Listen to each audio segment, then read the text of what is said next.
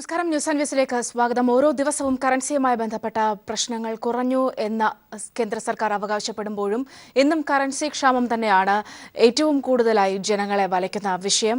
കേരളത്തിൽ പോലും പല ബാങ്കുകളിലും പണമില്ലാത്തതിനാൽ അടച്ചിടേണ്ട അവസ്ഥ, അവിടെ ജനങ്ങൾ പ്രതിഷേധിക്കുന്ന ഒരു സാഹചര്യം ഉണ്ടായിരിക്കുന്നു. ഈ വിഷയം തന്നെയാണ് ന്യൂസ് ആൻഡ് വ്യൂസ് ചർച്ച ചെയ്യുന്നത്. സംസ്ഥാനത്ത് നാളെ ശമ്പളം എല്ലാവർക്കും ലഭ്യമാകും. എന്നാൽ ഇതിന് തുക പിൻവലിക്കുന്നതിന് പരിധി നിശ്ചയിച്ചിട്ടുണ്ട് എന്ന് പറയുമ്പോഴും അതിന്റെ അടുത്ത മാസം എങ്ങനെയാകുമെന്ന കാര്യത്തിൽ വലിയ ആശങ്ക സംസ്ഥാന ധനമന്ത്രി പറയുന്നുണ്ട്. ഏതായാലും ദേശീയ തലത്തിൽ ഇപ്പോഴും ഈ ഒരു വിഷയത്തിലെ ആശങ്ക ജനങ്ങളിൽ നിന്നും ഓരോ ദിവസം കഴിയുമ്പോഴും ഈ പ്രതിസന്ധി പൂർണ്ണമായും പരിഹരിക്കാനാകാതെ, അതിൽ ജനങ്ങൾക്ക് അല്പം പോലും ആശ്വാസമാക്കാനുള്ള ഒരു നടപടി എടുക്കാനാകാതെ വലയുകയാണ്. ഈ ഒരു വിഷയം തന്നെയാണ് ഇന്ന് ന്യൂസ് ആൻഡ് വ്യൂസ് ചർച്ച ചെയ്യുന്നത്. നമ്മളൊപ്പം തത്സമയം ചർച്ചയിൽ പങ്കുചേർന്ന് സംസാരിക്കുന്ന ഡൽഹിയിൽ നിന്നും ശ്രീ എ സമ്പത്തുണ്ട്. ഒപ്പം തന്നെ ശ്രീ കെ സുരേന്ദ്രൻ തൃശൂർ സ്റ്റുഡിയോയിൽ നിന്നും ജോയിൻ ചെയ്യും. കൊച്ചി സ്റ്റുഡിയോയിൽ നിന്നും ശ്രീ ജോർജ് ജോസഫ്, ഒപ്പം ട്രിവാൻഡ്രം സ്റ്റുഡിയോയിൽ നിന്നും ശ്രീ കെ വേണുഗോപാലൻ എന്നിവരും ചർച്ചയിൽ പങ്കുചേരുന്നതാണ്. ചർച്ചയിലേക്ക് വരികയാണ്. ശ്രീ എ സമ്പത്തിലേക്ക് പോവുകയാണ്. ശ്രീ എ സമ്പത്ത്, ഇന്നും പ്രതിഷേധങ്ങൾ തുടരുകയാണ്. കഴിഞ്ഞ ദിവസം നമ്മൾ കണ്ടത് പ്രധാനമന്ത്രി ഈ വിഷയവുമായി ബന്ധപ്പെട്ടൊക്കെ എന്തൊക്കെയോ സംസാരിക്കുമെന്ന തരത്തിലൊക്കെ പറഞ്ഞിരുന്നെങ്കിലും ഇപ്പോഴും വലിയ ആശങ്ക മാറ്റാൻ കൃത്യമായ ഔദ്യോഗികമായ ഒന്നും സംഭവിക്കുന്നില്ല എന്നത് തന്നെയാണ് ഇന്നത്തെയും ഒരു വിഷയം. ഇന്നിപ്പോൾ സംസ്ഥാനത്ത് ധനമന്ത്രി ഒരു സുപ്രധാനമായ ഒരു വിഷയം പറഞ്ഞിട്ടുള്ളത്, തൽക്കാലം ഈ മാസം വലിയ പ്രതിസന്ധി ഉണ്ടാകില്ല, അത് പണം പിൻവലിക്കുന്ന കാര്യത്തിലേ ഉണ്ടാകുള്ളൂ. എന്നാൽ അടുത്ത മാസം മുതൽ ശമ്പളം കൊടുക്കത്തക്ക വരുമാനമുണ്ടോ എന്നൊരു ആശങ്ക പങ്കുവച്ചു. ഒരുപക്ഷെ ദേശീയ തലത്തിലും ഈ ഒരു വലിയ ആശങ്ക ഇപ്പോഴും നിലനിൽക്കുന്നില്ലേ ശ്രീ സമ്പത്ത്?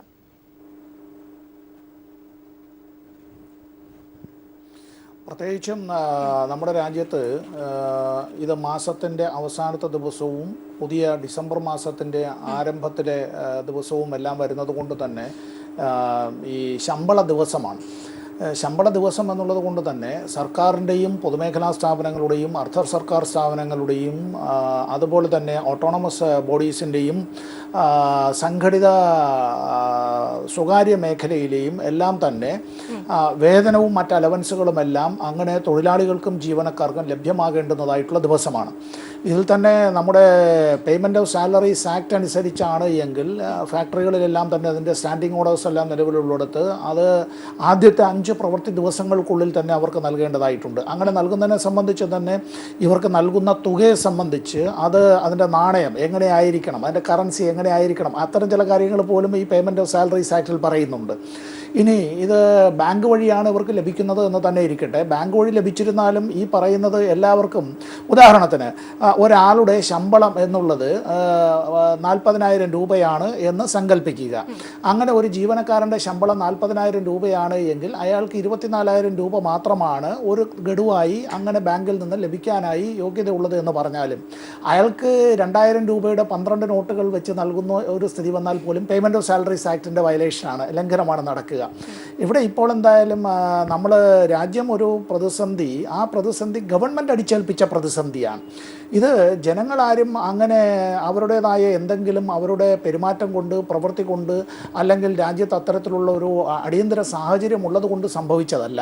ആവശ്യത്തിനുള്ള ഗൃഹപാഠം ചെയ്യാതെയും ഇത്തരത്തിലുള്ള കാര്യങ്ങൾ ജനങ്ങൾക്ക് മേൽ അടിച്ചേൽപ്പിച്ച് ആ അടിച്ചേൽപ്പിച്ചതിൻ്റെ മേൽ ലഘൂകരിക്കുന്നതിന് പകരം വീണ്ടും ഈ പ്രയാസകരമായിട്ടുള്ള ഉത്തരവുകളും, അത് RBIയുടെ തന്നെ ഏറ്റവും ഒടുവിലത്തെ ഉത്തരവുകളെല്ലാം നമുക്കറിയാവുന്നതാണ്.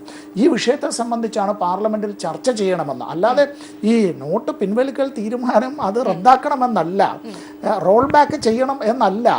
അവിടെ ഇന്നിപ്പോൾ സംഭവിച്ചിട്ടുള്ളത് ലോക്സഭയിൽ ഇക്കാര്യത്തിൽ ബിജു ജനതാദൾ ഉൾപ്പെടെ മറ്റു പ്രതിപക്ഷ കക്ഷികളോടൊപ്പം ചേർന്നുകൊണ്ട് ഇക്കാര്യത്തിൽ വോട്ടെടുപ്പോട് കൂടിയുള്ള ചർച്ച വേണം എന്ന് ആവശ്യപ്പെടുകയുണ്ടായി. BJDയുടെ നേതാവ് ഭർതൃഹരി മഹതാബ് ഇന്നലെ ആ വിധത്തിൽ അത്ര ശക്തമായി പറഞ്ഞിരുന്നില്ല. മുമ്പ് കഴിഞ്ഞ ആഴ്ചയിലും ആ വിധത്തിലല്ല അദ്ദേഹത്തിൻ്റെ നിലപാടുണ്ടായിരുന്നത്. ഇവിടെ ഇപ്പോൾ സംഭവിച്ചിട്ടുള്ളൊരു കാര്യം, പ്രതിപക്ഷം ആവശ്യപ്പെടുന്നത് വോട്ടെടുപ്പോട് കൂടിയുള്ള ചർച്ച വേണം. ലോക്സഭയിൽ വോട്ടെടുപ്പോട് കൂടിയുള്ള ചർച്ച നടന്നു എന്നുള്ളത് കൊണ്ട് ഗവൺമെൻറ്റിന് വേറെ അപകടമൊന്നും സംഭവിക്കാനായി പോകുന്നില്ല. ഗവൺമെൻറ് ആകട്ടെ വോട്ടെടുപ്പില്ലാതെയുള്ള ചട്ടം 193 അനുസരിച്ചുള്ള ചർച്ചയ്ക്ക് വേണ്ടി ചർച്ചയാകാം, ചർച്ച ചെയ്ത് നമുക്ക് പിരിയാം എന്നുള്ളത് മാത്രമാണ്. എൻ്റെ ഒരു സംശയം, ചിലപ്പോൾ ഗവൺമെൻറ്റിന് ഇക്കാര്യത്തിൽ ഒരു ഭയമുണ്ടായിരിക്കാം. ആ ഭയം എന്തെന്ന് ചോദിച്ചാൽ, ഇത് ചട്ടം 56 അനുസരിച്ചുള്ള അഡ്ജേൺമെൻറ്റ് മോഷൻ, സഭ നിർത്തിവെച്ചുകൊണ്ടുള്ള ചർച്ചയും ആ ചർച്ചയ്ക്കുള്ള മറുപടിയുമോ, അതല്ല വോട്ടെടുപ്പോടുകൂടി, ഇനി അടിയന്തര പ്രമേയമല്ല, ഒരു ചട്ടം 184 അനുസരിച്ചുള്ള ഒരു ചർച്ചയോ ആണ്, വോട്ടെടുപ്പ് നടക്കും. അങ്ങനെ വന്നാൽ രാജ്യസഭയിലേക്ക് പോയാൽ ഈ സഭയിൽ ഇങ്ങനെ വോട്ടെടുപ്പോട് കൂടിയുള്ള ചർച്ച ഉണ്ടായതുകൊണ്ട് അവിടെയും വോട്ടെടുപ്പോട് കൂടിയുള്ള ചർച്ച ഉണ്ടാവുമോ എന്നുള്ളൊരു ഭയം ചിലപ്പോൾ ഗവൺമെൻറ്റിന് ഉണ്ടാവാം. അത് സ്വാഭാവികമാണ്. ഇവിടെ ലോക്സഭയിലെ ഭൂരിപക്ഷമാണ് ഗവൺമെൻറ്റിനെ സംബന്ധിച്ച് പ്രധാനമായിട്ടുള്ളത്. അവിടെ അവർക്ക് യാതൊരു ഭീഷണിയുമില്ല. പക്ഷേ ഈ രാജ്യം അറിയണം ആരൊക്കെ എവിടൊക്കെയാണ് നിൽക്കുന്നത് എന്നുള്ളതിനെ സംബന്ധിച്ച്. ഇപ്പോൾ ബാങ്കുകൾക്ക് മുമ്പിലുള്ള ക്യൂ, ആളുകൾ പലയിടത്തും പ്രക്ഷോഭ രംഗത്തേക്ക് കടന്നു വരികയാണ്. ബാങ്കിൽ പണമില്ല എന്ന ബോർഡുകൾ തൂക്കുകയാണ്. ജനങ്ങൾ പണി ചെയ്ത പണം അവർക്ക് ലഭ്യമല്ലാത്ത നിലയിലേക്ക് എത്തുകയാണ്. ഇതിവിടെ ഒരു പ്രധാനപ്പെട്ട ഒരു വിഷയമാണ്. യെസ്, ഞാൻ തിരികെ എത്താം. ശ്രീ വേണുഗോപാലൻ കൂടി ചേരുന്നുണ്ട് നമ്മളൊപ്പം. ശ്രീ വേണുഗോപാലൻ, ഇവിടെ സൂചിപ്പിച്ചല്ലോ, അദ്ദേഹം സൂചിപ്പിച്ച ഈ പേയ്മെന്റ് ഓഫ് സാലറി ആക്ട് നാളെ പ്രത്യേകിച്ച് നാളെ ഇപ്പോൾ ശമ്പളം കൊടുക്കേണ്ട ഒരു ദിവസമാണ്. ഇന്നിപ്പോൾ കേരള ധനമന്ത്രി ഈ ഒരു വിഷയവുമായി ബന്ധപ്പെട്ട് ആശ്വാസകരമായ ചില കാര്യങ്ങൾ പറഞ്ഞിട്ടുണ്ട്. എല്ലാവർക്കും പണം കിട്ടും, പക്ഷേ അത് പിൻവലിക്കുന്നതിന് സ്വാഭാവികമായ ബാങ്കുകൾക്ക് നൽകിയിട്ടുള്ള ആ ഒരു പരിധി അത് ബാധകമായിരിക്കുമെന്ന് പറഞ്ഞിട്ടുണ്ട്. പക്ഷേ നമ്മൾ ചിന്തിക്കേണ്ടത് ഈ കേരളം പോലെയല്ല മറ്റ് സംസ്ഥാനങ്ങൾ. ഒരുപക്ഷെ അവിടുത്തെ ഒരു അവസ്ഥ അതൊക്കെ എന്തായിരിക്കും? മറ്റ് സംസ്ഥാനങ്ങളെക്കാൾ ഉപരി നമ്മുടെ സംസ്ഥാനത്തിലുണ്ട് ഈ പ്രശ്നം. ഞാനിപ്പോൾ ഈ സ്റ്റുഡിയോയിലേക്ക് വിളിക്കുന്നതിന് മുമ്പ് തൃപ്പയാറ് എൻ്റെ അളിയനുമായിട്ട് സംസാരിച്ചു, ഭാര്യയുടെ സഹോദരനായിട്ട് സംസാരിച്ചു. അയാൾ ഒരു NRI ആണ്, ഇപ്പോൾ നാട്ടിലുണ്ട്. മറ്റേ സൗത്ത് ഇന്ത്യൻ ബാങ്കിലാണ് അങ്ങേക്ക് അക്കൗണ്ട് ഉള്ളത്. അക്കൗണ്ടിൽ പണം വിളിക്കാൻ ചെന്നപ്പോൾ 275ാമത്തെ നമ്പറാണ് കിട്ടിയത്. ഒരു ദിവസം 250 ആൾക്ക് അവർ പണം കൊടുക്കണമല്ലോ. കൊടുക്കുന്നത് 6000 രൂപയാണ്. 24,000 എന്നാണല്ലോ ഇപ്പോൾ നമുക്ക് തിരുവനന്തപുരത്ത് SBT ലൊക്കെ കിട്ടുന്നുണ്ട്. പക്ഷേ സൗത്ത് ഇന്ത്യൻ ബാങ്ക് ഇതുപോലെ കേന്ദ്ര സർക്കാർ അംഗീകരിച്ച വളരെ പ്രധാനപ്പെട്ട ഒരു ബാങ്കാണല്ലോ. അവിടെ ഇപ്പോൾ കൊടുത്തുകൊണ്ടിരിക്കുന്നത് 6000 രൂപ മാത്രമാണ്. അദ്ദേഹം തന്നെ അപ്പോൾ ഇന്നലെ വാടാനപ്പള്ളിയിലുള്ള കനറ ബാങ്കിൽ പോയ അനുഭവം പറഞ്ഞു. അവിടെയും കൊടുക്കുന്നത് 6000 രൂപയാണ്. അപ്പോൾ 24,000 എന്ന് പറയുന്നത് ഒരു പ്രഖ്യാപനം മാത്രമാണ്. അതല്ലാതെ കൊടുക്കാൻ പണമില്ല ബാങ്കുകളിൽ ഒന്നിലും. ഒരാളും ചെല്ലുന്നവർക്ക് പണം കിട്ടുന്നില്ല. പലർക്കും സ്ലിപ്പ് മാത്രമാണ് കിട്ടുന്നത്, ക്യൂ നിൽക്കുന്ന സ്ലിപ്പ്. 375 നമ്പർ കിട്ടിയുള്ള ആളുണ്ടെന്ന്. ഒരു ദിവസം പണം കൊടുക്കുന്നത് 250 ആൾക്കാണ്. 250 ആൾക്ക് കഴിഞ്ഞാൽ പിന്നെ അവർ അവിടെ പണമില്ല എന്ന് പറഞ്ഞിട്ട് ആളെ തിരിച്ചു വിടുകയാണ്. പിറ്റേ ദിവസം ചെന്നിട്ട് ഇതേ ആൾക്കാർ തന്നെ വീണ്ടും ക്യൂ നിൽക്കണം. കിട്ടിയാൽ കിട്ടി, പോയാൽ പോയി എന്ന അവസ്ഥയാണ്. അപ്പോൾ ഇത് ഈ നമ്മുടെ സംസ്ഥാനത്തിൽ ബാധകമല്ല എന്ന് പറയുന്നത് നമ്മൾ ഈ തിരുവനന്തപുരത്തേക്ക് സിറ്റിയിൽ താമസിക്കുന്നവരെ സംബന്ധിച്ചിടത്തോളം ശരിയാവും. പക്ഷേ പ്രാദേശികമായി ഗ്രാമങ്ങളിൽ ഇപ്പം നിലനിൽക്കുന്ന സ്ഥിതി വളരെയേറെ രൂക്ഷമാണ്. നമ്മൾ പല ബാങ്കുകൾ അടച്ചിട്ടുണ്ട്, പല ബാങ്കിലും പൈസ ഇല്ല, പലയിടത്തും ക്യൂ നിന്ന് സ്ലിപ്പ് മാത്രം കൊടുക്കുന്നത്. അവൻ തന്നെ അവൻ്റെ തൊട്ടടുത്തുള്ള ഒരു അമ്മൂമ്മ ബാങ്കിൽ പോയ കഥ പറഞ്ഞു. അവർക്ക് കിട്ടിയത് 296ാമത്തെ നമ്പറാണ്. നാളെ ചെല്ലാൻ പറഞ്ഞു. ഇന്ന് കാശിന് വേണ്ടി പോയതാണ്. 6000 രൂപയാണ് കൊടുക്കുന്നത്. ബാക്കിയുള്ളവരോട് നാളെ ചെല്ലാൻ പറയുകയാണ്. അതല്ലാതെ ഈ 24,000 എന്ന് പറയുന്നത് വമ്പൻ ഒരു ബ്ലണ്ടറാണ്. ഒരാൾക്കും കിട്ടുന്നില്ല. ഇവിടെ സിറ്റിയിലുള്ളവർ കിട്ടുന്നുണ്ടാവും, സിറ്റിയിലുള്ളവരെ സംബന്ധിച്ചിടത്തോളം പ്രശ്നം ഉണ്ടാവില്ല. നമ്മൾ ദിവസേന കാണുന്നത് അവരെയാണെന്നുള്ളതുകൊണ്ട് നമ്മുടെയും വിശ്വാസം, എൻ്റെ ഇപ്പോൾ കുറച്ച് നേരത്തെ മുമ്പ് വരെയുള്ള വിശ്വാസം 24,000 കിട്ടുന്നതായിരുന്നു. ഞാൻ 24,000 പോയി എടുത്താളാണ്, പേയാട് ബാങ്ക് ബ്രാഞ്ചിൽ പോയിട്ട് എടുത്താളാണ്. പക്ഷേ ഈ ഗ്രാമപ്രദേശങ്ങളിൽ, മറ്റ് ജില്ലകളിൽ, പ്രത്യേകിച്ചും വടക്കൻ ജില്ലകളിൽ ഒക്കെ കിട്ടുന്നത് വെറും 6000 രൂപ മാത്രമാണ്. അപ്പോൾ ഈ 24,000 എന്ന് പറയുന്നത് തന്നെ കേരളത്തിൽ പോലും എല്ലാ ബാങ്കുകളിലും എല്ലാ ബ്രാഞ്ചുകളിലും ബാധകമല്ല എന്ന കാര്യം മനസ്സിലാക്കിയിട്ട് വേണം നമ്മൾ ഈ കാര്യം ചർച്ച ചെയ്യാൻ. ഞാൻ തിരികെ എത്താം. ശ്രീ ജോർജ് ജോസഫ്, ഇവിടെ സൂചിപ്പിച്ചതുപോലെ തന്നെ ഇന്നിപ്പോൾ പല ബാങ്കുകളും ഈ വിധത്തിൽ ആ നിർദ്ദേശം പോലും പാലിക്കാത്ത തരത്തിലേക്ക് നൽകുന്ന തുക കുറച്ചിട്ടുണ്ട്. പല ബാങ്കുകളും ഇന്ന് അടച്ചിട്ടിട്ടുണ്ട്. പണം എത്താത്ത അവസ്ഥ ഇത്രയും ദിവസം കഴിഞ്ഞിരിക്കുന്നു ഈ ഒരു പ്രഖ്യാപനം കഴിഞ്ഞിട്ട്. ഇവിടെ ഇപ്പോഴും ഇനിയും പരിഹരിക്കപ്പെടാത്ത പ്രശ്നങ്ങൾ എന്താണ്?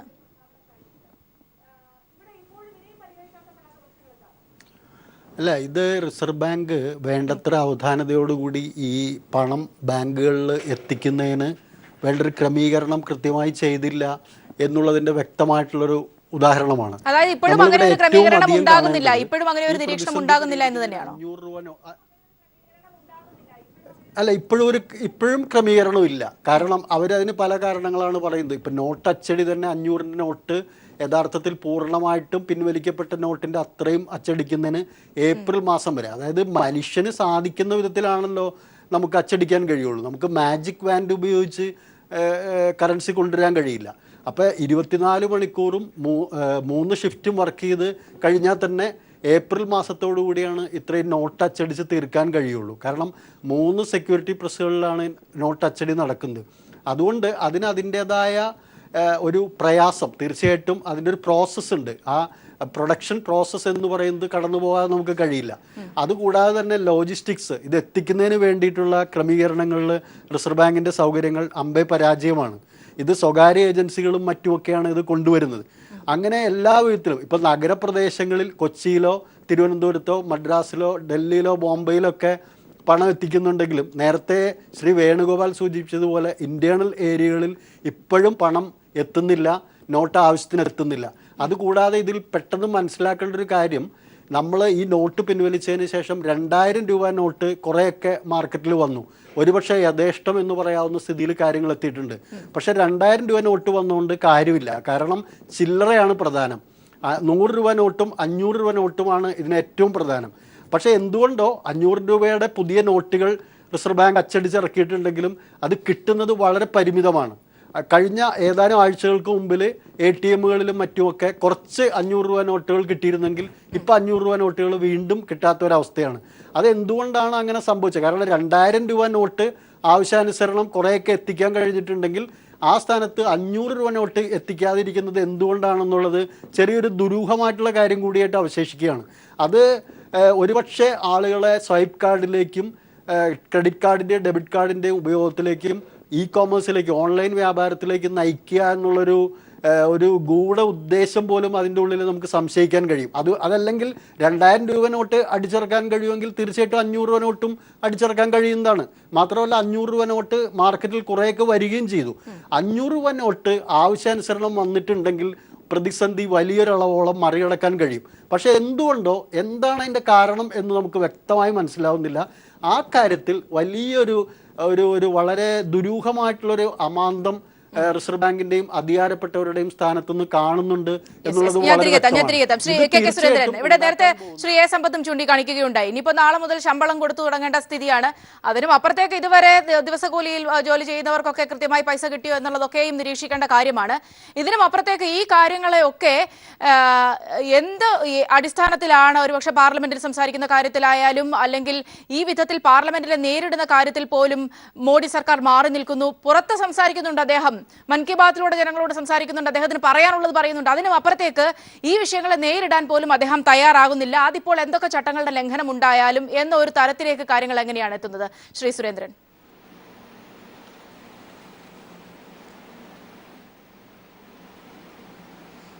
പാർലമെന്റിൽ നരേന്ദ്രമോദി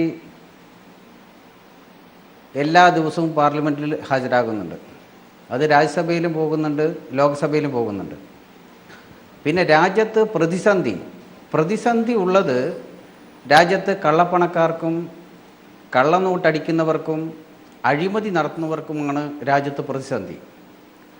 രാജ്യത്തെ പാവപ്പെട്ട ജനങ്ങൾക്ക് ആദ്യ 1-2 ദിനങ്ങളിൽ കുറച്ച് കൂടുതൽ ബുദ്ധിമുട്ട് അനുഭവിക്കേണ്ടി വന്നു. പക്ഷേ ഇന്ന് ബുദ്ധിമുട്ട് കുറഞ്ഞുകൊണ്ട് വരികയാണ്. കാരണം നമ്മുടെ രാജ്യത്തെ 14 ലക്ഷം കറൻസിയിൽ 8.5 ലക്ഷം കോടി തിരിച്ചെത്തിക്കഴിഞ്ഞു. 5 ലക്ഷം കോടി RBI അടിച്ചിട്ടുണ്ട്. 2.5 ലക്ഷം കോടി രൂപ ഇപ്പോൾ ATM ബാങ്ക് വഴി ജനങ്ങൾക്ക് നൽകിക്കഴിഞ്ഞിരിക്കുന്നു. രാജ്യത്തെ 29 സംസ്ഥാനങ്ങൾക്കും ശമ്പളം നൽകാനുള്ള പണം സർക്കാർ നൽകിക്കഴിഞ്ഞു. സംസ്ഥാന സർക്കാർ 1200 കോടി ആവശ്യപ്പെട്ടു, 1000 കോടി നൽകിക്കഴിഞ്ഞു. അപ്പോൾ അതുകൊണ്ട് നമ്മുടെ രാജ്യത്ത് ജനങ്ങളെ ഭീതി വളർത്തുന്ന ഒരു സാഹചര്യമാണ് ഇന്ന് പ്രത്യേകിച്ച് LDFും UDFും ഒക്കെ സ്വീകരിച്ചു കൊണ്ടിരിക്കുന്നത്. കേരളത്തെ സംബന്ധിച്ചിടത്തോളം നമുക്ക് കേന്ദ്ര സർക്കാർ പാസ്സാക്കുന്ന നിയമങ്ങളോ കേന്ദ്ര സർക്കാരിൻ്റെ വികസന പദ്ധതികളോ നമ്മുടെ രാജ്യത്ത് നടക്കുന്ന വികസനവുമായി ബന്ധപ്പെട്ട വിഷയങ്ങളിലോ പങ്കാളികളാകാതെ നിൽക്കുന്ന ഒരു സാഹചര്യമുണ്ട്. ഇപ്പോൾ റോഡ് വികസനത്തിൻ്റെ കാര്യം വന്നു. റോഡ് വികസനത്തിൻ്റെ കാര്യം വന്ന സമയത്ത് നമുക്കത് അംഗീകരിക്കാൻ പറ്റില്ല. 60 മീറ്റർ വേണം പറഞ്ഞ് 45 മീറ്ററിലാണ് നമ്മൾ നിൽക്കുന്നത്. അതുപോലെ തന്നെ റെയിൽവേ വിഷയത്തിൽ കേന്ദ്രത്തിൻ്റെ വികസന പദ്ധതിയുമായി യോജിക്കാൻ നമ്മൾ തയ്യാറല്ല. ഭൂമി വിട്ടുകൊടുക്കാൻ നമ്മൾ തയ്യാറല്ല. ഭക്ഷ്യസുരക്ഷാ നിയമത്തിലും നമ്മൾ കേന്ദ്രത്തിൻ്റെ നിയമം പാലിക്കാൻ തയ്യാറല്ല.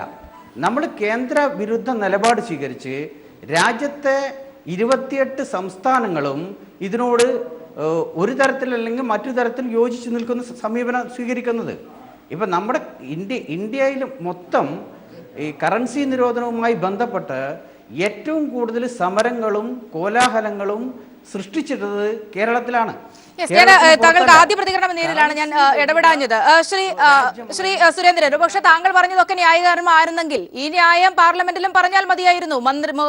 പ്രധാനമന്ത്രി സംസാരിക്കണം എന്നുള്ളൊരു ആവശ്യത്തെ ആ വിധത്തിൽ നേരിടാമായിരുന്നു. അതൊരു വിഷയം. നമ്മൾ വലിയൊരു കർഷക പ്രതിഷേധം നമ്മൾ കഴിഞ്ഞ ദിവസം കണ്ടതാണ്. അത് കേരളത്തിലായിരുന്നില്ല, ഗുജറാത്തിലായിരുന്നു. ആ വിധത്തിൽ എല്ലായിടത്തും, കേരളത്തിൽ മാത്രമല്ല ബാക്കി എല്ലായിടത്തും ഈ വിധത്തിലുള്ള വലിയ പ്രതിഷേധം ഉയരുകയാണ്.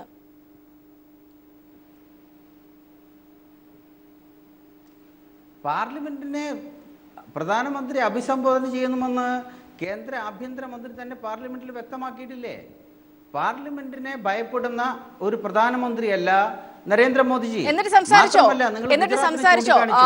ധനമന്ത്രി പറഞ്ഞിരുന്നു ഈ വിധത്തിൽ പ്രധാനമന്ത്രി സംസാരിക്കും, പ്രസ്താവന നടത്തുമെന്ന്. എന്നിട്ട് പ്രസ്താവന നടത്തുന്ന നടപടി കണ്ടില്ല. പാർലമെന്റിൽ ചർച്ച നടത്താമെന്ന് BJPയും പാർലമെന്ററി പാർട്ടി നേതാവും പാർലമെന്ററി കാര്യ മന്ത്രിയുമായ വെങ്കയ്യ നായിഡു നിരവധി തവണ പ്രഖ്യാപിച്ചില്ലേ? ഈ നോട്ട് വിഷയവുമായി ബന്ധപ്പെട്ട് പാർലമെന്റ് തുടങ്ങുന്നതിന് മുമ്പ് തന്നെ പറഞ്ഞില്ലേ? പാർലമെന്റ് ആരംഭിക്കുന്നതിന് മുമ്പ് തന്നെ പാർലമെന്ററി കാര്യമന്ത്രി വെങ്കയ്യ നായിഡുജി പ്രഖ്യാപിച്ചില്ലേ? ഞങ്ങൾ പാർലമെന്റിൽ വിശദമായി ചർച്ചയ്ക്ക് തയ്യാറാണ്. എന്തുകൊണ്ട് ചർച്ചയ്ക്ക് തയ്യാറല്ല? ചർച്ചയ്ക്ക് തയ്യാറല്ലാതെ സഭയെ തടസ്സപ്പെടുത്തി നിൽക്കുന്ന ഒരു സമീപനമല്ലേ ഇടതുപക്ഷം ഇവർ സ്വീകരിക്കുന്നത്? മാത്രമല്ല, നമ്മുടെ രാജ്യത്ത് ഈ പ്രതിസന്ധി പറഞ്ഞു. രാഹുൽ ഗാന്ധി 4000 രൂപ മാറ്റിയെടുക്കാൻ വേണ്ടി ബാങ്കിൽ പോയി ക്യൂ നിന്നു. അദ്ദേഹം 4000 രൂപ വാങ്ങി ഇപ്പോൾ വരുന്നില്ല, തിരിച്ചു വരുന്നില്ല. അദ്ദേഹം 4000 രൂപ കൊണ്ട് അദ്ദേഹത്തിന്റെ കാര്യങ്ങൾ നടക്കുന്നതാണ് പറയുന്നത്. ഇത് നമ്മുടെ സംസ്ഥാനത്തോ ഇന്ത്യയിലെ മൊത്തം നമ്മൾ പരിശോധിക്കുന്ന സമയത്ത് ഇത് ഇന്നത്തെ പ്രതിസന്ധി നേരത്തെ ഉണ്ടായിരുന്നില്ല. ഓരോ ദിവസവും പ്രതിസന്ധി കുറഞ്ഞുകൊണ്ട് വരികയാണ്. ഈ കുറഞ്ഞു വരുന്നതിലുള്ള അസഹിഷ്ണുതയാണ് ഇന്ന് ഇടതുപക്ഷത്തിനും അതുപോലെ തന്നെ ഞാൻ തിരികെ ശ്രീ സമ്പത്ത്, പക്ഷേ താങ്കൾ തന്നെയാണ് ഇതിന് മറുപടി പറയേണ്ടത്. കള്ളനോട്ട് വെളുപ്പിക്കാൻ സാധിക്കാത്ത പിന്നെ ഈ അദ്ദേഹം പറഞ്ഞ കാര്യത്തിൽ ഒരുപാട് ഫാക്ച്വൽ എറേഴ്സ് ഉണ്ട്. അതിപ്പോൾ എന്താന്ന് പറഞ്ഞാൽ BJP നേതാക്കൾ പലപ്പോഴും അവർക്ക് അവരുടെ കേന്ദ്ര നേതൃത്വത്തിൽ നിന്ന് നൽകുന്നതായിട്ടുള്ള നിർദ്ദേശം അനുസരിച്ച് പറയുമ്പോൾ സംഭവിച്ചു പോകുന്നൊരു കാര്യമാണ്. ഞാൻ ഒന്നാമത്തെ കാര്യം, പാർലമെൻ്ററി കാര്യ വകുപ്പ് മന്ത്രി ശ്രീ ആനന്ദ് കുമാറാണ്. പാർലമെൻ്ററി കാര്യ വകുപ്പ് മന്ത്രി ആനന്ദ് കുമാറാണ്. അത് വെങ്കയ്യ നായിഡുവിൻ്റെ തലയിലേക്ക് നമ്മളങ്ങനെ കൊണ്ടുവയ്ക്കുന്നത് ശരിയല്ല. രണ്ടാമത്തെ കാര്യം, ഇവിടെ ഇക്കാര്യത്തിൽ പ്രധാനമന്ത്രിയെ സഭയിലേക്ക് കൊണ്ടുവന്ന് പ്രസംഗിപ്പിക്കാം എന്ന് ലോക്സഭയിൽ അങ്ങനെ ഉറപ്പ് ഞാൻ അഷുറൻസ് എന്നുള്ള നിലയിലല്ല, അതൊരു സൗഹാർദ്ദപരമായി അദ്ദേഹം പറഞ്ഞത്. നമ്പർ 2 എന്ന് തന്നെ വിശേഷിപ്പിക്കാവുന്ന ശ്രീ രാജ്നാഥ് സിംഗാണ്, നമ്മുടെ ആഭ്യന്തര വകുപ്പ് മന്ത്രിയാണ്. അദ്ദേഹം അങ്ങനെ സഭയിൽ പറഞ്ഞത് മെനിയാന്നാണ്. അതുകൊണ്ട് തന്നെ എല്ലാവരും ധരിച്ചു ഇന്നലെ പ്രധാനമന്ത്രി സഭയിലെത്തി സ്വാഭാവികമായി അദ്ദേഹം അത്തരം കാര്യത്തെ സംബന്ധിച്ച് എന്തെങ്കിലും അഭിപ്രായം പറയുമെന്നുള്ളത്. ഇന്നലെ പുറത്തിറങ്ങിയ മാതൃഭൂമി ദിനപത്രത്തിലെ 1ാമത്തെ പേജിലെ കാർട്ടൂൺ തന്നെ നിങ്ങൾ നോക്കുക. സഭയിലേക്ക് വലിച്ചഴച്ച് കൊണ്ടുവരുന്നത് പോലെ, ഒരു സ്കൂളിലേക്ക് വരാത്ത കുട്ടിയെ കൊണ്ടുവരാൻ ശ്രമിക്കുന്നത് പോലെയുള്ള കാര്യം. മറ്റൊരു കാര്യം, നമ്മുടെ ചില BJP ചങ്ങാതിമാർ പറയുന്നുണ്ട് ഇതിനെ ആക്ഷേപിക്കുന്നവരെല്ലാം അവരെല്ലാം കള്ളപ്പണക്കാരാണ്, ഇതിനെ വിമർശിക്കുന്നവരെല്ലാം ദേശദ്രോഹികളാണ്, അവരെല്ലാവരും തന്നെ മൂക്ക് മുറിച്ച് ശകനം മുടക്കികളാണ്. എൻ്റെ വിനീതമായ ചോദ്യം, ശത്രുഘ്നൻ സിൻഹ ഇപ്പോഴും BJPയുടെ MP ആണല്ലോ. 2, ശ്രീ അരുൺ ഷൂറി മുൻപ് കേന്ദ്ര മന്ത്രിസഭയിൽ BJPയുടെ MP ആയിരുന്ന അദ്ദേഹം BJPയുടെ തന്നെ ഇപ്പോഴും അംഗമാണല്ലോ. തീരുന്നില്ല. RSSൻ്റെ ബൗദ്ധിക ആചാര്യനായിരുന്ന ഗോവിന്ദാചാര്യ, അദ്ദേഹം ഇപ്പോഴും BJPയുമായി ബന്ധപ്പെട്ട് അവരുടെ നിരവധി പരിപാടികളിൽ പങ്കെടുക്കാറുണ്ടല്ലോ. BJPയുടെ തന്നെ, ഇനി ഞാൻ ഈ ഒരു ചർച്ചയിലായതുകൊണ്ട് ഞാൻ പേര് വെളിപ്പെടുത്താത്തതാണ്. കാരണം ഇത് കൈരളി പീപ്പിളിലെ പ്രേക്ഷകർ അങ്ങനെ ലോകത്തൊരുപാട് ആളുകൾ അങ്ങനെ അത് കാണുകയും കേൾക്കുകയും ചെയ്യുമ്പോൾ സ്വകാര്യ സംഭാഷണത്തിൽ പാർലമെൻ്റ് അംഗം എന്ന നിലയിൽ എന്നോടും മറ്റു പലരോടും കേന്ദ്ര ക്യാബിനറ്റ് മന്ത്രിമാർ ഉൾപ്പെടെ ദീർഘകാലം തങ്ങളുടെ ജീവിതം ഇന്ത്യയുടെ സൈനിക സേവനത്തിനായി വിനിയോഗിച്ച ചില ആളുകൾ ഉൾപ്പെടെ, ഞാൻ പേര് പറഞ്ഞില്ല എന്ന് മാത്രമേ ഉള്ളൂ, അത്തരത്തിലുള്ള നിരവധി പേരുണ്ടല്ലോ നമ്മുടെ മന്ത്രിമാരായിട്ടുള്ള, അവരടക്കം പറയുകയുണ്ടായി ഞങ്ങളുടെ ഗ്രാമങ്ങളിലുള്ള ബുദ്ധിമുട്ടുകളെ സംബന്ധിച്ച്. ഇത്തരം കാര്യങ്ങൾ നമ്മൾ ചർച്ച ചെയ്യുമ്പോൾ തന്നെ ഇവിടെ മറ്റൊരു കാര്യം, ഇന്ന് ഞങ്ങൾ എം പിമാരുടെ കയ്യിലേക്ക്, അത് എല്ലാവരുടെ കയ്യിലേക്കും കിട്ടിയിട്ടുണ്ടാവില്ല, നാളെ ചിലപ്പോൾ അത് മറ്റ് മാധ്യമങ്ങൾ ചർച്ച ചെയ്യും. ഇത് ഈ കഴിഞ്ഞ ഒരു കൊല്ലക്കാലം ഇന്ത്യയിലെ ചില കുത്തക കമ്പനികൾക്ക് കേന്ദ്ര ഗവൺമെൻറ്റിൻ്റെ അറിവും സമ്മതവും ഒത്താശയോടും കൂടി അങ്ങനെ നൽകപ്പെട്ട നികുതി ഇളവുകളുടെ ഒരു ഘട്ടത്തെ സംബന്ധിച്ചുള്ള കൺട്രോളർ ആൻഡ് ഓഡിറ്റർ ജനറലിൻ്റെ റിപ്പോർട്ട് മാത്രമാണ്. ഇന്ന് സഭയിൽ ബഹളമെല്ലാം ഉണ്ടായി, സഭ പലതവണയായി നിർത്തിവെച്ചു, എല്ലാവരും പിരിഞ്ഞുപോയി. അതുകൊണ്ട് ഇത് ലോക്സഭയുടെ പബ്ലിക്കേഷൻ കൗണ്ടറിൽ നിന്ന് എൻ്റെ പല ചങ്ങാതിമാർക്കും ലഭിച്ചിട്ടില്ല, പല മാധ്യമ പ്രവർത്തകർക്കും ഇത് ലഭിച്ചിട്ടില്ല. എൻ്റെ കയ്യിലിരിക്കുന്നത് കണ്ട് ഞാൻ വർത്തമാനം പറഞ്ഞപ്പോഴാണ് ഡൽഹിയിലെ മാധ്യമപ്രവർത്തകർ പലരും അറിയുന്നത്. എന്താ ഇവിടെ ചെയ്തിട്ടുള്ളതെന്നറിയാമോ? കൊടുക്കാൻ പാടില്ലാത്ത നികുതി ഇളവുകൾ കൊടുത്തു. മുമ്പ് കൊടുത്ത നികുതി ഇളവുകൾ വീണ്ടും ആവർത്തിച്ച് നൽകി. പഴയ മെഷീനറികൾ കയ്യിലുള്ള ആളുകൾക്ക് മുമ്പ് ഡിപ്രീസിയേഷൻ അനുവദിച്ചിട്ടുള്ളതിൽ വീണ്ടും ഇളവുകളായി അങ്ങനെ നൽകി. കണക്കുകളിൽ കൃത്രിമം കാണിച്ചിട്ടുള്ള കാര്യങ്ങളുമായി ബന്ധപ്പെട്ട് വീണ്ടും അത്തരത്തിൽ ഇളവുകൾ നൽകി. ഇവിടെ കൺട്രോളർ ആൻഡ് ഓഡിറ്റർ ജനറൽ പറയുകയാണ്, ഞങ്ങൾ ഈ സെൻട്രൽ ബോർഡ് ഓഫ് ഡയറക്റ്റ് ടാക്സേഷനോട് CBDT ആവശ്യപ്പെട്ട 5227 രേഖകളിൽ 1074 രേഖകൾ പ്രധാനപ്പെട്ടത് ലഭിച്ചിട്ടില്ല എന്നത്. ഇതെൻ്റെ കയ്യിൽ ലഭിച്ചിട്ട് ഏതാനും മിനിറ്റുകളെ ആയിട്ടുള്ളൂ. ഇതിൽ നിന്ന് തന്നെ ഞാൻ മനസ്സിലാക്കുന്നത് ഒറ്റ നോട്ടത്തിൽ ഏതാണ്ട് 3000 കോടി രൂപയുടേതായിട്ടുള്ള ഇളവുകളാണ് തിരിമറി നടത്തുന്നതിന് വേണ്ടി വിവിധ കമ്പനികൾക്കായി കേന്ദ്ര ഗവൺമെൻറ് കഴിഞ്ഞ ഒരു വർഷം നൽകിയത്. അതിലെ ബഹുഭൂരിപക്ഷം കമ്പനികളും ഒന്നുകിൽ ഗുജറാത്ത്, അല്ലെങ്കിൽ രാജസ്ഥാൻ, അതല്ലെങ്കിൽ മഹാരാഷ്ട്ര ആസ്ഥാനമായി പ്രവർത്തിക്കുന്നവരാണ്. മറ്റ് ചെറിയ ആനുകൂല്യങ്ങൾ ലഭിച്ചിട്ടുള്ളതായിട്ടുള്ള ചില കമ്പനികൾ പശ്ചിമ ബംഗാളിലോ തമിഴ്നാട്ടിലോ ഒക്കെ ഉണ്ട് എന്നുള്ളത് ശരിയാണ്. ഇവിടെ നമ്മൾ ഇത്തരം കാര്യങ്ങൾ ചർച്ച ചെയ്യുമ്പോൾ ഇവിടെ കള്ളപ്പണത്തെ വേട്ടയാടാൻ എന്ന് പറഞ്ഞുകൊണ്ട് ഇത് ചെയ്യുമ്പോൾ രാജ്യത്ത് ഏതാണ്ട് സർക്കുലേഷനിലുള്ള 16 ലക്ഷം കോടി രൂപയുടേതായിട്ടുള്ള നോട്ടുകൾ, ഇന്ത്യയുടെ മൊത്തം ദേശീയ വരുമാനം 148 ലക്ഷം കോടി രൂപയ്ക്കപ്പുറമാണ്. 148 ലക്ഷം കോടി രൂപയ്ക്കപ്പുറമാണ് ഇന്ത്യയുടെ മൊത്തം gross national product, gross national income എന്ന് പറയാവുന്നത്. ചൈന കഴിഞ്ഞാൽ ഏഷ്യയിൽ രണ്ടാമത്തതായി അത് അങ്ങനെ പറയാവുന്നതും ഇന്ത്യക്കാണ്. നമ്മളിപ്പോൾ ഇവിടെ കറൻസിലെസ് ആയിട്ടുള്ള ഒരു ക്യാഷ്ലെസ് ആയിട്ടുള്ള സൊസൈറ്റിയിലേക്ക്, ജനങ്ങൾ തന്നെ ക്യാഷ്ലെസ് ആണ് ഇന്ത്യയുടെ പല ഭാഗങ്ങളിലും. ഞാൻ ഒറീസയിലെ സ്ഥിതി പറയാം. ഒറീസയിൽ നിന്നുള്ള ബിജു ജനതാദളിലെ ചില MP മാർ പറഞ്ഞതാണ് 1310 രൂപയാണ് നെല്ലരിയുടെ മിനിമം സപ്പോർട്ട് പ്രൈസ് അവിടെ. ഇപ്പോൾ ഖാരിഫ് വിളവെടുപ്പ് കഴിഞ്ഞു, അടുത്ത വിളവ് ഇറക്കേണ്ടതായിട്ടുള്ള സമയമായിട്ടുണ്ട്. ഈ കൃഷിക്കാർ മഴ പെയ്യുന്നതിന് മുമ്പ് എങ്ങനെയെങ്കിലും കൊണ്ടുവന്ന് ഇത് വിറ്റിട്ട് ഇതിന് ഇനി അടുത്ത വിത്തും വളവുമെല്ലാം വാങ്ങാൻ വേണ്ടിയുള്ള ശ്രമത്തിലാണ്. ഈ പണി ചെയ്ത ആളുകൾക്ക് കൂലി കൊടുക്കണം. കൂലി നമുക്ക് ബാങ്കിൽ കൊണ്ടുപോയി ഉരയ്ക്കാനുള്ള ATM കാർഡായിട്ടും അവരുടെ ജൻധൻ യോജന അക്കൗണ്ടിൽ പോയിട്ട് ഡെബിറ്റ് കാർഡിൻ്റെ ഇത് വെച്ചിട്ട് നിങ്ങളെല്ലാം കൈകാര്യം ചെയ്യാനൊന്നും പറയാൻ പറ്റില്ല. ഈ പറയുന്ന മണ്ടിയിലും ചന്തയിലും ഒന്നും അവർക്ക് പണം തന്നെയാണ് നൽകേണ്ടത്. ആ പണം 2000 രൂപയുടെയും 500 രൂപയുടെയും നോട്ടുകളായി കൊടുത്താലും പോരാ. ഈ പാവപ്പെട്ട കൃഷിക്കാർ, ട്രേഡേഴ്സ് അവരോട് ചെന്ന് പറയുകയാണ് 1310 രൂപ ക്വിൻ്റൽ എന്നുള്ളത് നിങ്ങൾക്ക് പഴയ നോട്ടാണ്, 500 രൂപയുടെ നോട്ടാണെങ്കിൽ 1000 രൂപ തരാം.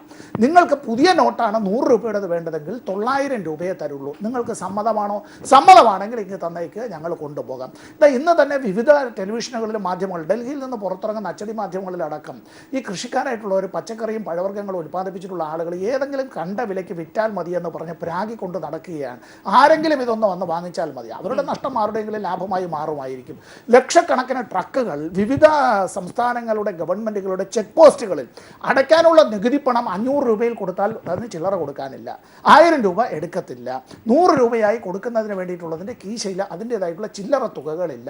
എന്താ ചെയ്യേണ്ടത്? ബാങ്കിൽ ചെന്നാൽ നൽകാനില്ല. ഇപ്പോൾ MP മാർ പല ആളുകളും ഇന്ന് സ്റ്റേറ്റ് ബാങ്ക് ഓഫ് ഇന്ത്യയുടെ പാർലമെൻറ്റിലെ തന്നെ സ്റ്റേറ്റ് ബാങ്ക് ഓഫ് ഇന്ത്യയിൽ ചെന്നിട്ട് പല MP മാരും അവിടെ ചെന്ന് ശകാരിക്കുകയാണ്.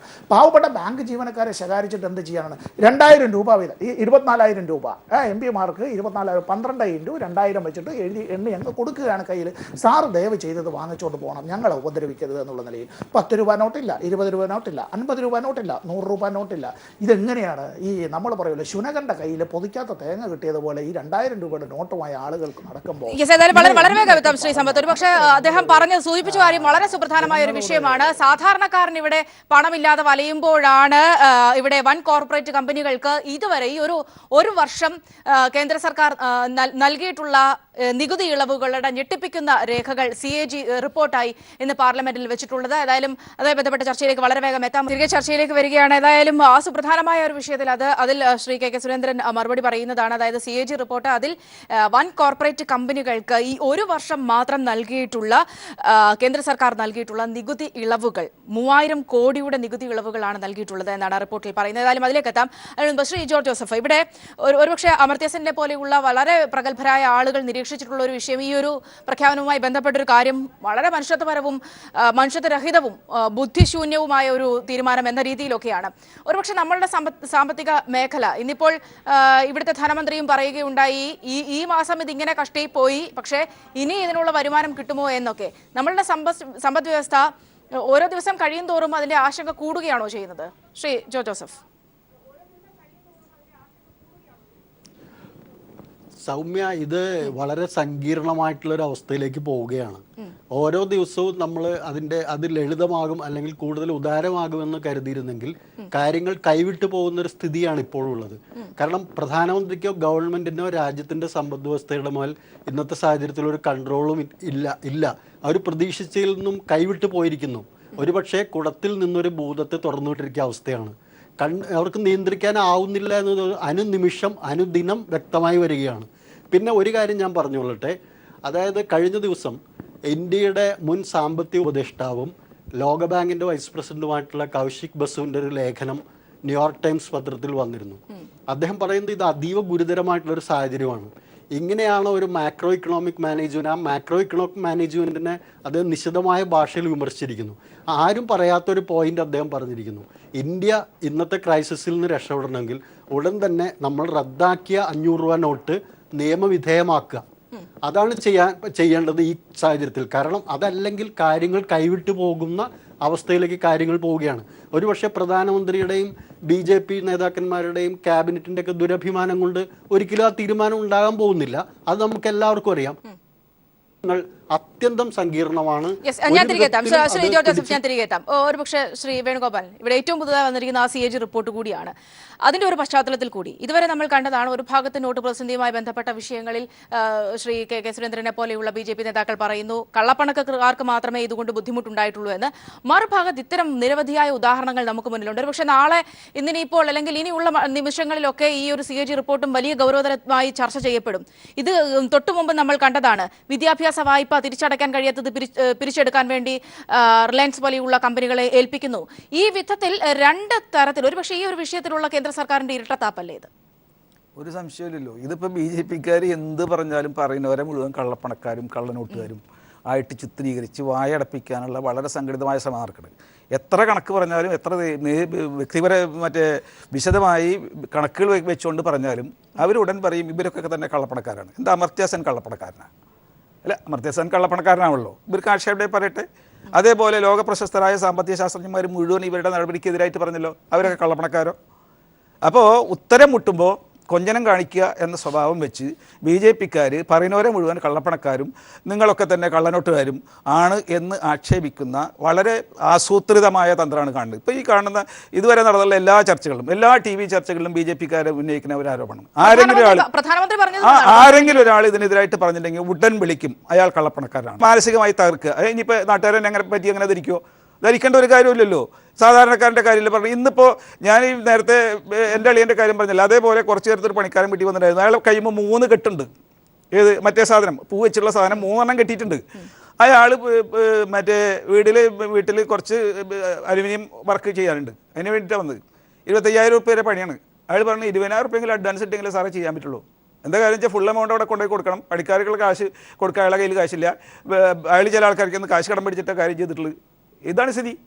എന്ന് വെച്ചാൽ സാധാരണക്കാരൻ്റെ പണി കിട്ടാണ്ട് വളരെയേറെ ബുദ്ധിമുട്ടിലാണ്. ഇവർക്കൊന്നും മനസ്സിലാവില്ല. ഇവരെന്താ വെച്ചാൽ ഈ ആഫീസിലിരുന്നിട്ട് രാഷ്ട്രീയം പറഞ്ഞാൽ മാത്രം പോലല്ലോ. സാധാരണക്കാരൻ്റെ പ്രശ്നം എന്താണെന്നുള്ളത് നേരിട്ട് കണ്ട് ബോധ്യപ്പെട്ടേ. ഞാൻ തിരികെ എത്താം. ശ്രീ സുരേന്ദ്രൻ, അവിടെയാണ് ഇതുവരെയും സാധാരണക്കാരൻ എന്താണ് സംഭവിച്ചത് എന്ന് എന്തെങ്കിലും തരത്തിലുള്ള ഒരു അന്വേഷണം നടത്താനുള്ള ഒരു ഇനിഷ്യേറ്റീവ് പോലും സർക്കാരിന്റെ ഭാഗത്തുനിന്നും ഉണ്ടായിട്ടില്ല. ഈ പറഞ്ഞതുപോലെ തന്നെ ഒരു ഭാഗത്ത് സഹകരണ മേഖലയോടുള്ള നിലപാടുകളൊക്കെ അതിനോട് ചേർത്ത് തന്നെ വായിക്കാവുന്നതാണ്. അതിനുമപ്പുറത്തേക്ക് ഏറ്റവും പുതുതായി വന്നിരിക്കുന്ന ഈ ഒരു റിപ്പോർട്ടിന്റെ കൂടി പശ്ചാത്തലത്തിൽ അവിടെ ആരോടാണ് കേന്ദ്ര സർക്കാരിന് കൂറ് എന്ന് ഒരിക്കൽ കൂടി വ്യക്തമാകുകയാണ്. ശ്രീ സുരേന്ദ്രൻ.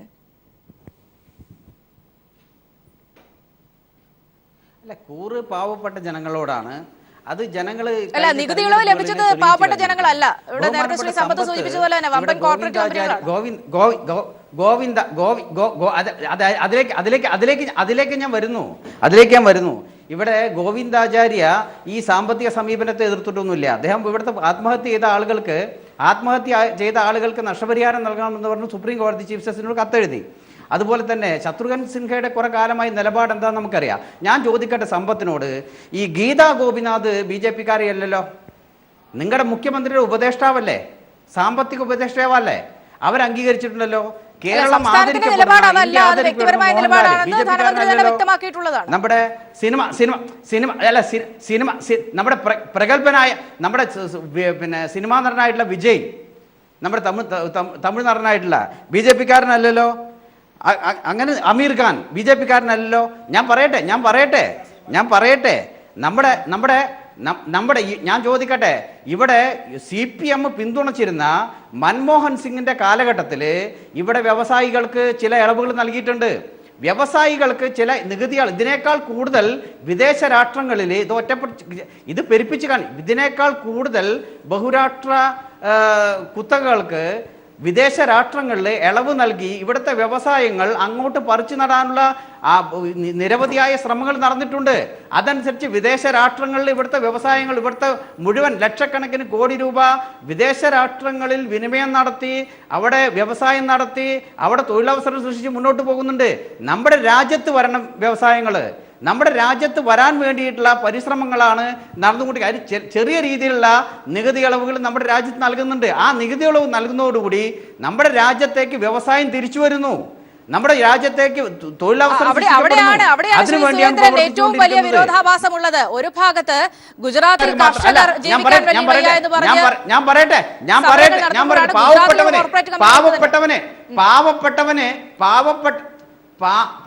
അല്ല ഗുജറാത്തിൽ തെരഞ്ഞെടുപ്പ് നടന്നല്ലോ. CPM-ന് ഒരു സീറ്റുണ്ടോ മുനിസിപ്പാലിറ്റിയിലെ? മഹാരാഷ്ട്ര ഗുജറാത്ത് തെരഞ്ഞെടുപ്പിനെ കുറിച്ച് എന്താണ് പറയാത്തത് ഞാൻ കരുതിയിരിക്കുന്നു. ശ്രീ എ സമ്പത്ത്, പഞ്ചായത്തുകൾ നടന്ന തെരഞ്ഞെടുപ്പിൽ 50 സീറ്റിൽ 47 സീറ്റ് BJP-ക്ക്, 46 സീറ്റ് BJP-ക്ക്, 49 സീറ്റ് BJP-ക്ക്. ഇവിടെ അടിസ്ഥാന വർഗങ്ങൾക്ക്, പാവപ്പെട്ടവന് അവന്റെ പുനരുദ്ധാരണത്തിന് വേണ്ടിയാണ് പ്രവർത്തിക്കുന്നത്, അതിനുവേണ്ടിയാണ് ശ്രമിക്കുന്നത്. ഇപ്പൊ 14 ലക്ഷം കോടി രൂപ നമ്മുടെ രാജ്യത്തെ കറൻസിയിൽ ഇന്ന് മാക്സിമം തിരിച്ചു വന്നിട്ടുള്ള 8.5 ലക്ഷം കോടി രൂപ മാത്രമാണ്. ഇനി വരാൻ പോകുന്നത് മാക്സിമം ഒരു 1.5-2 ലക്ഷം കോടി രൂപ തിരിച്ചു വരും. ബാലൻസ് വരും. നമ്മുടെ രാജ്യത്തിന്റെ സമ്പദ്ഘടനയ്ക്ക് വലിയ മുന്നേറ്റം വരാൻ പോകുകയല്ലേ, രാജ്യത്തെ പാവപ്പെട്ടവന് വികസനം വരാൻ പോകുകയല്ലേ. നമ്മുടെ രാജ്യത്ത് ഇപ്പോൾ കറൻസി ഇല്ലാത്ത ഒരു സാഹചര്യത്തിലേക്ക് നമ്മുടെ രാജ്യം വരണം. അതിനുവേണ്ടി പരിശ്രമിക്കുമ്പോൾ ഇവിടെ പുരോഗമനവാദിയായിട്ടുള്ള CPM പറയുന്നു അങ്ങനത്തരത്തിലുള്ള നീക്കത്തെ ഞങ്ങൾ എതിർക്കും. അത്തരം നീക്കം നമ്മുടെ രാജ്യത്ത് പ്രായോഗികമല്ല. ഞാൻ ചോദിക്കട്ടെ, ഗുജറാത്തില് അഹോദര എന്ന് പറയുന്നൊരു ഗ്രാമമുണ്ട്. അഹോദര നിരക്ഷരായ ജനങ്ങൾ താമസിക്കുന്ന, ഭൂരിപക്ഷം നിരക്ഷരായ ജനങ്ങൾ താമസിക്കുന്ന സ്ഥലമാണ് അഹോദര. അഹോദരയിൽ പൂർണ്ണമായും കറൻസി രഹിത വിനിമയമാണ് അവിടെ നടന്നുകൊണ്ടിരിക്കുന്നത്. ഇതെന്തുകൊണ്ട് CPM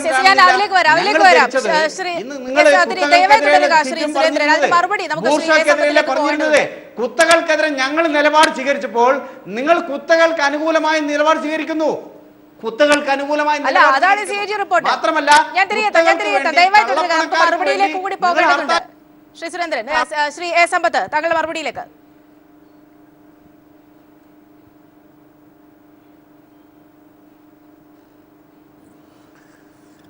ഇദ്ദേഹം ഇങ്ങനെ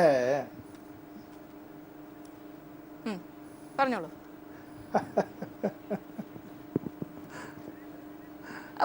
കേൾക്കാം. ശ്രീ എ സമ്പത്ത് പറഞ്ഞോളൂ. ഉദാഹരണമാണ്, ഞങ്ങളാണ് നിങ്ങൾക്ക് 2ാം സ്ഥാനത്തെത്തിയേ. ബംഗാളിൽ ഞങ്ങളാണ് മുന്നേറിക്കൊണ്ടിരിക്കുന്നത്. ബംഗാളിൽ നിങ്ങളെ ബിമൻ ബാസു തന്നെ പറഞ്ഞില്ലേ, നിങ്ങൾ ആഹ്വാനം ചെയ്ത ഹർത്താല് തെറ്റായി പോയിന്ന് ബിമൻ ബാസു പറഞ്ഞില്ലേ. വളരെ ഒരു ഇടവേളയിലേക്ക് കൂടെ പോയ ശേഷം തിരികെ എത്താം. ഏതായാലും ഇതുമായി ബന്ധപ്പെട്ട മറുപടി ശ്രീ എ സമ്പത്തിലേക്ക് പോകേണ്ടതുണ്ട്. തിരികെ ചർച്ചയിലേക്ക് വരികയാണ്. ശ്രീ എ സമ്പത്ത്, താങ്കളുടെ മറുപടിയിലേക്ക്.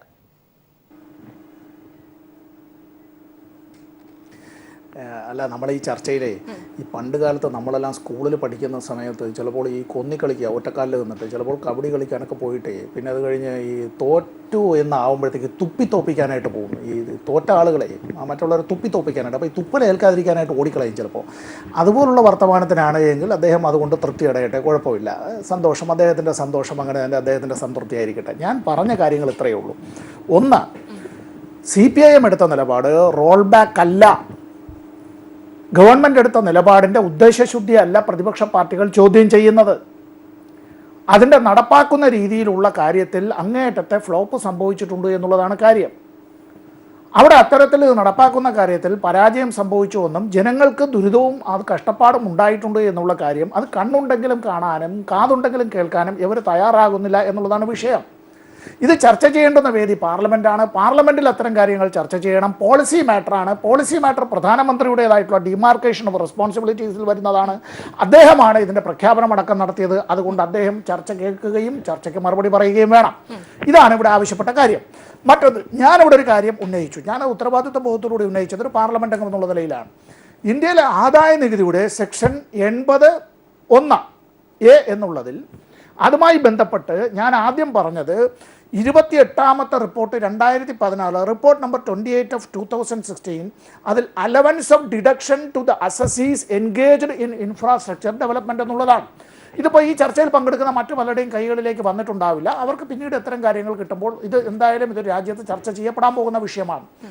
Non production of records, irregular allowance of deduction to ineligible assessees. ഞാനല്ല പറയുന്നത്, CPM-കാരല്ല, കൺട്രോളറിൻ്റെ ഓഡിറ്റർ ജനറലാണ്. പിന്നെ പറയുകയാണ് deduction allowed, appendix 4, deduction allowed to business not specified in the act. അടുത്തത് incorrect computation of minimum alternative tax MAT. അടുത്തത് valuation of transient goods. അടുത്തത് aggregation of income or loss of business undertaking, അതിലെ കൃത്രിമത്തെക്കുറിച്ച്. Inconsistency in setting of brought forward losses and unabsorbed depreciation relating to eligible units. അടുത്തത് inconsistency in setting of brought forward losses and unabsorbed depreciation relating to eligible units. അടുത്തത് inconsistency in setting of brought forward losses and unabsorbed depreciation relating to eligible units. അടുത്തത് treatment of receipts from sale of carbon credits, അതിലെ കൃത്രിമത്തെക്കുറിച്ച്. Deduction on additions made during scrutiny assessment. തീരുന്നില്ല. Deduction on infrastructure facility developed for captive or private use. Incorrect allowance of deduction despite belated filing of returns. ഇവിടെ deduction allowed beyond permissible periods. Incorrect apportionment of expenses, consequences of demerger and amalgamation, mistakes in computation of eligible profits. ഇങ്ങനെ ഇതിനകത്ത് കുറേ കാര്യങ്ങൾ പറയുന്നത്. തീരുന്നില്ല. അടുത്തത് 28 കൊണ്ട് തീരുന്നില്ല. CAG-യുടെ 29ാമത്തെ റിപ്പോർട്ടാണ്. ഇത് ടെലികമ്മ്യൂണിക്കേഷൻ രംഗവുമായി ബന്ധപ്പെട്ട റിപ്പോർട്ടാണ്. എങ്ങനെയാണ് BSNL സിസ്റ്റമാറ്റിക്കായി ഒരു പൊതുമേഖലാ സ്ഥാപനത്തെ തകർത്തുകൊണ്ടിരിക്കുന്നത് എന്നുള്ളതിനെ സംബന്ധിച്ച് പറയുന്ന കൂട്ടത്തിൽ ഇവിടെ തന്നെ അവർ പറയുകയാണ് payment of subsidy on fictitious and duplicate claims. അതിൽ പറയുകയാണ് ഇവിടെ controller of communication accounts Rajasthan telecom circle allowed front loaded subsidy of 71.49 crore on the basis of claims submitted by Messrs Tata tele services limited. ഒന്ന്. വേറൊരിടത്ത് റിലയൻസിനെ കുറിച്ച് പറയുകയാണ്. ഇവിടെ ഞാൻ എല്ലാം ഇപ്പോൾ തന്നെ വിളമ്പേണ്ടതില്ലല്ലോ. ഈ 29ാമത്തെ റിപ്പോർട്ട് ഇന്ത്യയുടെ IT മേഖലയിൽ എങ്ങനെയാണ് കുത്തക കമ്പനികൾ പിടിമുറുക്കിയത് ഈ ഗവൺമെന്റിന്റെ കാലത്ത് എന്നുള്ളതിനെ സംബന്ധിച്ചും എങ്ങനെയാണ് BSNL കൊന്നതെന്നുള്ളതും BSNL കിട്ടേണ്ടതായിട്ടുള്ള പണം കിട്ടാതെ പോയതും പല ചെക്കുകളും അത് ബൗൺസ് ആയതിനു ശേഷവും അത് ഈടാക്കിയെടുക്കാൻ നടപടി സ്വീകരിക്കാത്തതും ഇതെല്ലാം നടക്കുമ്പോഴാണ് നമ്മളിവിടെ ജോലിയില്ലാത്ത, കൂലിയില്ലാത്ത, ഭാഗ്യവശാൽ ജോലി ഉണ്ടെങ്കിൽ കൂലി കിട്ടാത്ത, കൂലി കിട്ടിയാൽ ബാങ്കിൽ അടച്ചാൽ ബാങ്കിൽ നിന്ന് തിരിച്ചു കിട്ടാത്ത, ബാങ്കിൽ ചെന്നാൽ ബാങ്കിൽ നിന്ന് പണം കൊടുക്കാത്ത ഇങ്ങനെയുള്ള ആളുകളോട് നമ്മൾ പറയുന്നത്. തെരഞ്ഞെടുപ്പുകളുമായി ബന്ധപ്പെട്ട് നമുക്ക് പല കാര്യങ്ങളും പിന്നീട് ചർച്ച ചെയ്യാം. തെരഞ്ഞെടുപ്പിൽ BJPക്ക് തദ്ദേശ സ്വയംഭരണ സ്ഥാപനങ്ങളിൽ അത്തരത്തിൽ അവിടെ വിജയം നേടാൻ കഴിഞ്ഞിട്ടുണ്ട് എങ്കിൽ അത്തരം കാര്യങ്ങളിലെല്ലാം അവർക്ക് അഭിമാനിക്കാം. പക്ഷെ അതുകൊണ്ട് the facts do not cease to exist because they are ignored. യാഥാർത്ഥ്യങ്ങളുടെ മുമ്പിൽ നമ്മൾ അതിനെ അവഗണിച്ചത് കൊണ്ട് അത് യാഥാർത്ഥ്യങ്ങളല്ലാതാകുന്നില്ല. ഇന്ത്യയിൽ ഇപ്പോഴും പല ഗ്രാമങ്ങളിലും ബാർട്ടർ സിസ്റ്റമാണ്. 10 നാളികേരം കൊടുത്തിട്ട് മറ്റെന്തെങ്കിലും വാങ്ങുക, അരി വാങ്ങുക, മാമ്പഴം കൊടുത്തിട്ട് ചക്ക വാങ്ങുക. 1 രൂപയും 1 കോയിനും കൈകാര്യം ചെയ്യാത്ത ഗ്രാമങ്ങൾ ഇന്ത്യയിൽ പലയിടത്തും ഇപ്പോഴും ഉണ്ട്. ഇനി ഞാൻ ഒന്നുകൂടി പറയാം. ഇവിടെ ഗുജറാത്തിനെ സംബന്ധിച്ച് ഒരുപാട് പറഞ്ഞു. കഴിഞ്ഞ മാസം ഗുജറാത്തിൽ ജാംനഗർ എയർപോർട്ടിൽ, ഇത് റെക്കോർഡ് ചെയ്തോളൂ, ജാംനഗർ എയർപോർട്ടിൽ അതിൻ്റെ ചുറ്റളവിൽ 5 കിലോമീറ്റർ ചുറ്റളവിൽ പോയാൽ നിങ്ങൾക്കൊരു ATM ഗുജറാത്തിലെ ജാംനഗർ എയർപോർട്ടിൽ കാണിച്ചു തരാൻ കഴിയില്ല മിസ്റ്റർ സുരേന്ദ്രൻ. 5 കിലോമീറ്റർ ചുറ്റളവിൽ ജാംനഗർ എയർപോർട്ടിൽ നിങ്ങൾക്ക് ഒരു ATM കാട്ടിത്തരാൻ കഴിയില്ല. 30 മൈൽ നടന്നാൽ മാത്രം ബാങ്കിലെത്താൻ കഴിയുന്നതായിട്ടുള്ള ഗ്രാമങ്ങൾ ഈ ഇന്ത്യയിലുണ്ട്. ATMകൾ പലയിടത്തും ഉള്ളത് പ്രവർത്തിക്കാറില്ല. നമ്മൾ തന്നെ പലയിടത്തും ATMൽ ചെന്നാൽ സാറ്റലൈറ്റ് കണക്ഷൻ ഇല്ലാത്തത് കൊണ്ട് പണം കിട്ടാത്തതായിട്ടുള്ള നാടാണ് നമ്മുടേത്. അതുകൊണ്ട് മറ്റൊരു ATMലേക്ക് പോകാനായി പറയുകയാണ്. ഇവിടെ ഈ പുതിയ ആപ്ലിക്കേഷൻ എല്ലാം നിങ്ങൾ പറയുന്നുണ്ട്, ഒരുപാട് ആപ്പ് പറയുന്നുണ്ട്. 1000 രൂപയുടെ ഒരു മൊബൈലിൽ ഒരു വീട്ടമ്മയ്ക്ക് ഈ ആപ്ലിക്കേഷൻ ഡൗൺലോഡ് ചെയ്ത് എന്തെങ്കിലും ചെയ്യാൻ കഴിയുമോ? ഭർത്താവിനെ വിളിച്ചിട്ട് പറയുകയാണ് കുട്ടിയെ വിളിച്ചുകൊണ്ട് വരാനായി, സാധനം വാങ്ങിക്കൊണ്ട് വരാനായി. അവരുടെയൊക്കെ കയ്യിലേക്ക് ഈ പറഞ്ഞതുപോലെ നമ്മുടെയൊക്കെ കയ്യിലിരിക്കുന്നതായിട്ടുള്ള ഈ പുതിയ ഇതെല്ലാം അവർക്ക് പറ്റുമോ? നവംബർ 8-ാം തീയതി രാത്രി കൊണ്ട് ലോകത്തിൽ ഏറ്റവും കൂടുതൽ iPhone കച്ചവടം നടന്ന ഒരു രാജ്യം ഇന്ത്യയാണ്.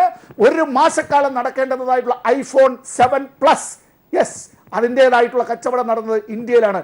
24 മണിക്കൂർ കൊണ്ട് എത്ര ലക്ഷം ഫോണുകളാണ് ആ ഒറ്റ ദിവസം കൊണ്ട് കച്ചവടം നടത്തിയെന്ന് പറഞ്ഞാൽ നമ്മുടെ നാട്ടിലെ കള്ളപ്പണം എവിടെ മറിയുന്നു, എങ്ങനെ മറിയുന്നു എന്നുള്ളതിനെ സംബന്ധിച്ച് നമുക്കൊരു ചെറിയ ടിപ്പ് ഓഫ് ആൻ ഐസ്ബർഗ് കിട്ടില്ലേ?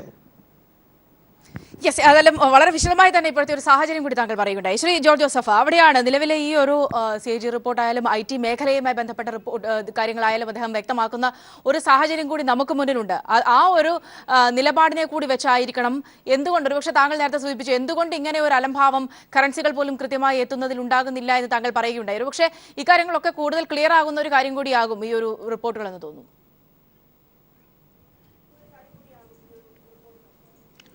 അല്ല, ആ റിപ്പോർട്ടിനെ കുറിച്ച് എനിക്ക് ഇപ്പോൾ ആധികാരികമായിട്ട് ഞാനത് കണ്ടിട്ടുമില്ല, നമുക്കറിയില്ല.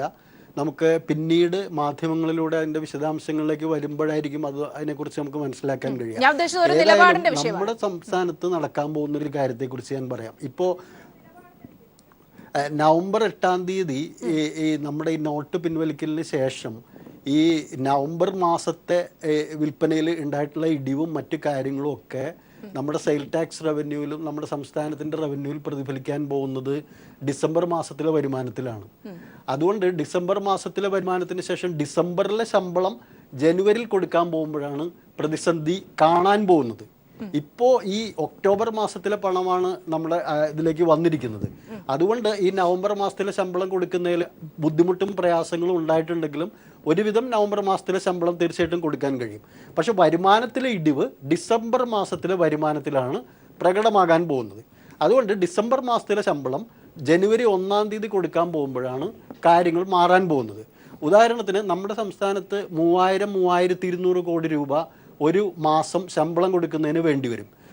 അത് ഈ നമ്മുടെ സംസ്ഥാനത്ത് ഇന്നത്തെ വ്യാപാരത്തിൻ്റെ തോത് വ്യാപാരികളിൽ നിന്നും മറ്റ് ഏജൻസികളിൽ നിന്നും നമുക്ക് മനസ്സിലാക്കാൻ കഴിയുന്നത് 40 മുതൽ 60% വരെ ഇടിവ് ഓരോ മേഖലയിലും വ്യത്യസ്ത മേഖലകളിൽ ഉണ്ടായിട്ടുണ്ട്. അത് തീർച്ചയായിട്ടും വരുമാനത്തിൽ പ്രകടമാകും. അപ്പം 3000 കോടി രൂപയുടെ ആവറേജ് വരുമാനം ഒരു മാസം നമ്മൾ കണക്കൂട്ടിയിട്ടുണ്ടെങ്കിൽ അതിലൊരു 20% അല്ലെങ്കിൽ 30% ഇടിവുണ്ടാവുക എന്ന് പറഞ്ഞിട്ടുണ്ടെങ്കിൽ തീർച്ചയായിട്ടും അത് 2000 കോടിയിലേക്കും അതിലും താഴേക്കും പോകാനുള്ള സാധ്യതയുണ്ട്. തീർച്ചയായിട്ടും സംസ്ഥാനം ശമ്പളം കൊടുക്കുന്നതിന് പോലും കടമെടുക്കുന്നതിന് അല്ലെങ്കിൽ വെയ്സ് ആൻഡ് മീൻസ് അഡ്വാൻസിലേക്കും മറ്റു രീതിയിൽ ഉള്ള കടമെടുപ്പിലേക്കും അടുത്ത മാസങ്ങളിൽ പോകേണ്ടി വരും. അതുകൊണ്ടാണ് ഞാൻ നേരത്തെ സൂചിപ്പിച്ചത്, പ്രതിസന്ധി ആയിട്ടില്ല, പ്രതിസന്ധിയുടെ ഒരരിക് മാത്രമാണ് നമ്മളിപ്പോൾ കണ്ടുകൊണ്ടിരിക്കുന്നത്.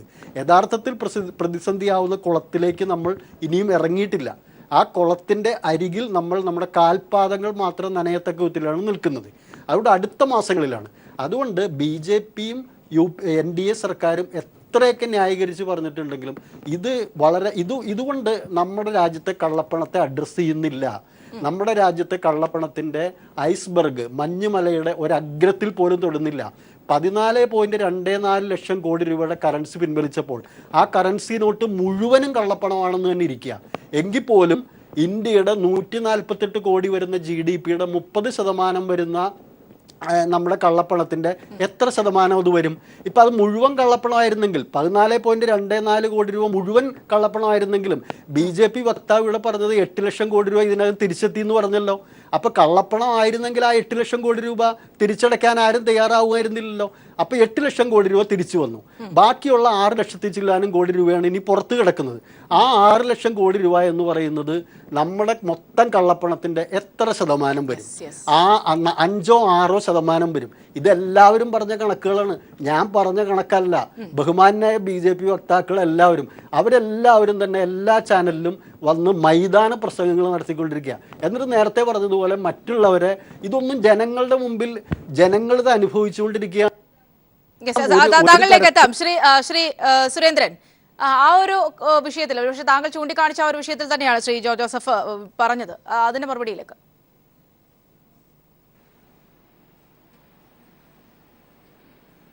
അല്ല, ഇവിടെ ബഹുമാനപ്പെട്ട സമ്പത്ത് ചില രേഖകൾ ചൂണ്ടിക്കാണിച്ചു, ചില കാര്യങ്ങൾ പറഞ്ഞു.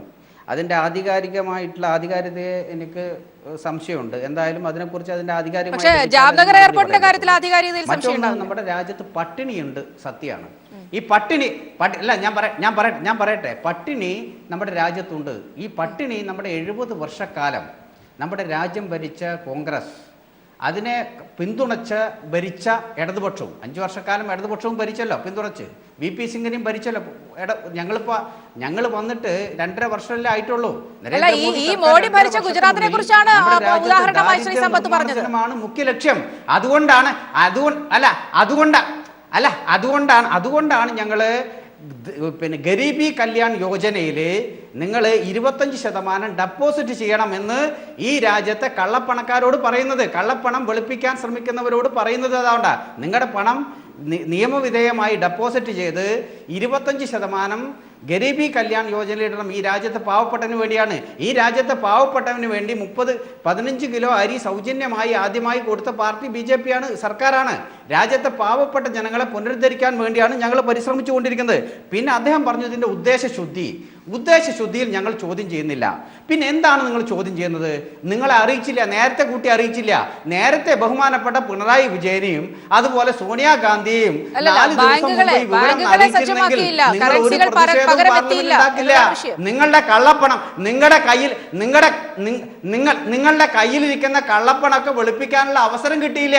അതുകൊണ്ടാണ് നിങ്ങൾക്ക് ഈ പ്രതിസന്ധി. രാജ്യത്തെ ജനങ്ങൾക്ക് ഇതിലൊരു പ്രതിസന്ധി ഇല്ല. പിന്നെ ഇന്ത്യയുടെ പ്രധാനമന്ത്രി മറുപടി പറയണം. പ്രധാനമന്ത്രി മറുപടി പറയും. ഞങ്ങൾ ഈ മന്ത്രിസഭയിൽ ഓരോ മന്ത്രിക്കും അവരുടേതായ അധികാരങ്ങളുണ്ട്. ധനമന്ത്രി പറയേണ്ട കാര്യം ധനമന്ത്രി പറയും. ധനമന്ത്രി അതിന് മറുപടി പറയും. നേരത്തെ അദ്ദേഹം കുറെ കാര്യങ്ങൾ പറഞ്ഞു. 24,000 കിട്ടുന്നില്ല. ഞാൻ ഇന്ന് 24,000 രൂപ ബാങ്കിൽ നിന്ന് എടുത്ത ആളാണ്. വെറുതെ നമ്മുടെ കള്ളപ്രചരണം നടത്തി ജനങ്ങളെ ഭീതിയല്ല. എവിടെ കല്യാണം മാറ്റി വെച്ചിട്ടുള്ളത്? കല്യാണം മാറ്റി വെക്കേണ്ട എന്തെങ്കിലും സാഹചര്യം ഉണ്ടോ? നിങ്ങൾ ജില്ലാ ബാങ്കിലേക്ക് ചെക്ക് കൊടുക്കണം. ജില്ലാ ബാങ്കിൽ ചെക്ക് കൊടുത്തു കഴിഞ്ഞാൽ ചെക്ക് കൊടുത്ത് മാറാ. പേ ചെക്ക് കൊടുത്തു കഴിഞ്ഞാൽ ആ പേ ചെക്ക് എവിടെ മാറി കിട്ടാതിരിക്കുക? അങ്ങനെ കല്യാണം എവിടെ മുടങ്ങിയിട്ടുള്ളത്?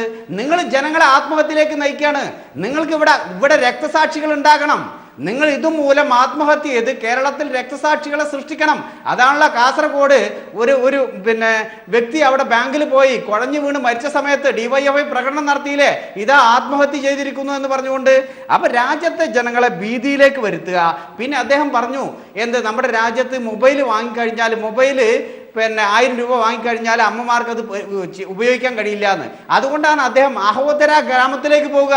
അഹോദര ഗ്രാമത്തില് നിരക്ഷരരായ ജനങ്ങളാണ് ഭൂരിപക്ഷം. അവിടെ കറൻസി രഹിതമായ വിനിമയം നടക്കുന്നത്. ഇത് നമ്മുടെ രാജ്യത്ത് പരീക്ഷിക്കുക, മുന്നോട്ട് അതിനുള്ള ശ്രമം നടത്തുക. നിങ്ങൾ എല്ലാറ്റിനും എതിർത്തില്ലേ? നിങ്ങൾ ട്രാക്ടറിനെ എതിർത്തില്ലേ? നിങ്ങൾ കമ്പ്യൂട്ടറിനെ എതിർത്തില്ലേ? നിങ്ങൾ എന്തിനാ എതിർക്കാത്തത്? രാജ്യത്ത് പുരോഗമനപരമായ ഒരു നിലപാട് സ്വീകരിക്കുമ്പോൾ, പരിഷ്കരണം രാജ്യത്ത് വരുമ്പോൾ നിങ്ങളെ എന്തിനാ എതിർക്കാത്തത്? നിങ്ങൾ എന്തുകൊണ്ടാണ് ഈ കള്ളപ്പണക്കാരെ സംരക്ഷിക്കാൻ വേണ്ടി വരുന്നത്? അതാണ് ഞങ്ങളുടെ ചോദ്യം.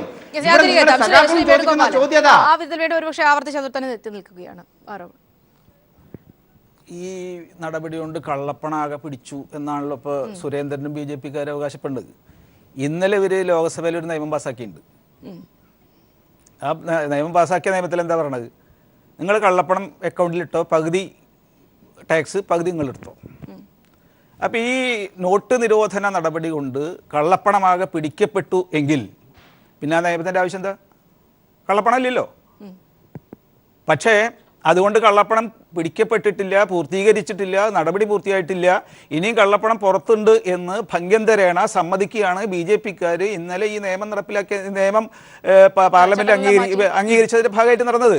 ഒരു സംശയമില്ല കാര്യത്തിൽ. ആ നിയമത്തിൽ പറയുന്നത് ഈ നിയമം അനുസരിച്ച് നിങ്ങൾ കാശിട്ടാൽ 50% നികുതി കൊടുക്കണം, ബാക്കി 50% വെള്ളപ്പണം. എന്ന് വെച്ചാൽ ഇനിയും ലക്ഷക്കണക്കിന് കോടിക്കണക്കിന് രൂപ ഈ നടപടി കൊണ്ട് പിടിക്കാൻ പറ്റിയിട്ടില്ല. ഈ പണം ഇനിയും പുറത്തുണ്ട്. ആ പുറത്തുള്ള പണം നിങ്ങൾ ഇവിടെ കൊണ്ടുവന്നിട്ടാൽ പകുതി ടാക്സ് കൊടുത്തോ, പകുതി നിങ്ങൾ വെള്ളപ്പണമാക്കി എടുത്തോ. ഇന്നലെ നിയമം അംഗീകരിച്ചല്ലേ? ഈ സുരേന്ദ്രന്റെ പാർട്ടിക്കാർ തന്നെയല്ലേ ചെയ്ത്? അപ്പോൾ എന്തിനായിരുന്നു ആ നിയമം? ആ നിയമം കൊണ്ട് ഇവർ തന്നെ സമ്മതിക്കുന്നത് സത്യത്തിൽ കള്ളപ്പണം പിടിക്കപ്പെട്ടിട്ടില്ല, കള്ളപ്പണം പുറത്തുണ്ട്, കള്ളപ്പണം ഇനിയും വരേണ്ടതുണ്ട് എന്ന് സമ്മതിക്കുകയാണ്. ഇന്നലത്തെ ഈ നിയമം നടപ്പിലാക്കിയതുകൊണ്ട്, നിയമം അംഗീകരിക്കാൻ വേണ്ടിയിട്ട് ലോക്സഭയിൽ അവതരിപ്പിച്ചുകൊണ്ട് ഉണ്ടായിട്ടുള്ളത് എന്ന കാര്യത്തിൽ ഒരു തർക്കമില്ലല്ലോ. ഇവർ വളരെ വ്യാപകമായി പാവപ്പെട്ടവർക്ക് വേണ്ടി നിൽക്കുന്നു, കുത്തകൾക്ക് എതിരായിട്ട് നിൽക്കുന്നു എന്ന് പറഞ്ഞല്ലോ. വളരെ പ്രിയങ്കരനായ കുത്തകയാണല്ലോ അദാനി ഈ 2.5 കൊല്ലം കൊണ്ട് എത്രമാത്രം സമ്പത്ത് കുന്നുകൂട്ടി, എത്രമാത്രം സമ്പത്ത് കൂടി എന്ന കണക്ക് സുരേന്ദ്രൻ്റെ കയ്യിലുണ്ടാവുമല്ലോ. പഴയ പ്രചാരകനല്ലേ അദാനി. ആ അദാനിയുടെ വ്യവസായത്തിന് എന്തുമാത്രം വളർച്ച മോഡി വന്നതിന് ശേഷം ഉണ്ടായിട്ടുണ്ട്. സുരേന്ദ്രൻ അറിയില്ലെങ്കിൽ സുരേന്ദ്രൻ പോയി പഠിക്കണം. സുരേന്ദ്രന് പഠിച്ചാൽ മനസ്സിലാവും ഏത് കുത്തകേനെയാണ് എങ്ങനെയാണ് മോഡി വളർത്തിയെടുക്കുന്നത് എന്നതിനെ സംബന്ധിച്ച് കൃത്യമായ ബോധ്യം കിട്ടും. അംബാനിക്ക് എന്തുമാത്രം വളർച്ച ഉണ്ടായി എന്ന് സുരേന്ദ്രൻ പഠിക്കട്ടെ. സുരേന്ദ്രൻ പഠിച്ചാൽ സുരേന്ദ്രൻ മനസ്സിലാവും എന്തുമാത്രം വളർച്ച ഉണ്ടായിരുന്നു. ആ പതഞ്ജലി എന്ന് പറഞ്ഞിട്ടൊരു ബാബ രാംദേവിൻ്റെ ഏർപ്പാടുണ്ടല്ലോ. അങ്ങനെ ഒരാളെ പറ്റി നമ്മളാരും കേട്ടിട്ടായിരുന്നില്ല. അങ്ങേർക്കൊരു വ്യവസായം ഉണ്ടായിരുന്നില്ല, അങ്ങേര് വ്യവസായി ആയിരുന്നില്ല, യോഗാസനം പഠിപ്പിക്കാൻ വേണ്ടി നടത്തിയിരുന്ന ആളാണ്. ഇപ്പം എത്ര കോടി സ്വത്തുണ്ട്? സുരേന്ദ്രന്റെ പാർട്ടിക്കാരനാണല്ലോ. ഇതിന് നരേന്ദ്രമോദി പരസ്യത്തിന് മാത്രം ചെലവഴിച്ചിരിക്കുന്നത് 1100 കോടിയാണ്. പരസ്യത്തിന് അല്ല, ബാബ രാംദേവിന്റെ വ്യവസായം ഉണ്ടല്ലോ. ഇപ്പൊ അങ്ങേര് ടൂത്ത് പേസ്റ്റ് അതുപോലുള്ള സാധനങ്ങളൊക്കെ ഉത്പാദിപ്പിക്കുന്നുണ്ടല്ലോ. ആയുർവേദ അടിസ്ഥാനത്തിലുള്ള തൊലി വെളുപ്പിക്കാനുള്ള സാധനം വരെ അങ്ങേര് ഉണ്ടാക്കുന്നുണ്ട്. ഇതിനൊക്കെ ഏജൻസിയും തുടങ്ങിയിട്ടുണ്ട്. നമ്മുടെ തിരുവനന്തപുരത്ത് തച്ചോട്ടുകാവിലുണ്ട് പതഞ്ജലിയുടെ പുതിയ ഉൽപ്പന്നങ്ങൾ മാത്രം വിൽക്കുന്ന ഷോപ്പ്. അതേപോലത്തെ ഷോപ്പുകൾ ഇനി നാട്ടിലാകെ വരാൻ പോവുക. ഈ വ്യവസായിക്ക് ഇത്രയും ഈ 2.5 കൊല്ലം കൊണ്ട് ഇത്ര വലിയ വളർച്ച ഉണ്ടായത് എങ്ങനെയാണ്? ഇവർ വലിയ കുത്തകയ്ക്കെതിരാണെന്ന് പറയുന്നുണ്ടല്ലോ. ആ കുത്തകയ്ക്കെതിരായുള്ള ആൾക്കാർ പതഞ്ജലി ഗ്രൂപ്പിന്റെ വളർച്ച എന്തുമാത്രം, ബാബ രാംദേവിന്റെ വളർച്ച എന്തുമാത്രം, അദാനിയുടെ വളർച്ച എന്തുമാത്രം, അംബാനിയുടെ വളർച്ച എന്തുമാത്രം പറയട്ടെ. അതാണ് ഈ ചങ്ങാത്ത മുതലാളിത്തം തുറന്നത്. ആ ചങ്ങാത്ത മുതലാളിത്തത്തിന് വേണ്ടി നിൽക്കുന്ന ആൾക്കാർ പാവപ്പെട്ടവർക്ക് വേണ്ടിയിട്ടാണ് നിൽക്കുന്നത്. അതിൻ്റെ ഇടയിൽ 5 കിലോ അരി കൊടുത്തിട്ടുണ്ടാവും. ശരിയാണേ? അത് എല്ലാ മുതലാളിമാരും എല്ലാ വെട്ടിപ്പടത്തുന്നവരും ചെയ്യുന്ന പണിയാണ്. ഞാൻ തിരികെത്താം. ശ്രീ സംബന്ധിച്ചാലും ചർച്ച വൈൻഡപ്പ് ചെയ്യാനുള്ള സമയമായിരിക്കുന്നു. ഇവിടെ ശ്രീ ജോസഫ് സൂചിപ്പിച്ച ഒരു വിഷയമുണ്ട്. ഇപ്പോഴും നമ്മളുടെ ഒരു അവസ്ഥ എന്ന് പറഞ്ഞാൽ ബാങ്കുകളിൽ കൃത്യമായി പണം എത്തുന്നില്ല. ബാങ്കുകൾ പലതും അടച്ചിടേണ്ട ഒരു അവസ്ഥയുണ്ട്. പര്യാപ്തമായ രീതിയിൽ 500 നോട്ടുകൾ അടിക്കുന്നില്ല, അല്ലെങ്കിൽ അഡീഷണലായി പുതിയ നോട്ടുകൾ 1000 നോട്ട് പിൻവലിക്കുന്നതനുസരിച്ച് കൂടുതൽ നോട്ടുകൾ എത്തിക്കാൻ സാധിക്കുന്നില്ല. ഇത് ഒരു നേരത്തെ നമ്മൾ കരുതിയിരുന്നത് ഒരു മുന്നൊരുക്കത്തിന്റെ ഒക്കെ ഒരു പ്രശ്നത്തിന്റെ ഭാഗമാണ് എന്ന്. എന്നാൽ ഇത്ര ദിവസം പിന്നിട്ടിരിക്കുമ്പോഴും ചില മനഃപൂർവ്വമായ ഉദ്ദേശങ്ങൾ ഇതിന് പിന്നിൽ ഉണ്ട് എന്ന് കൂടി സംശയിക്കേണ്ടിയിരിക്കുന്നുവോ?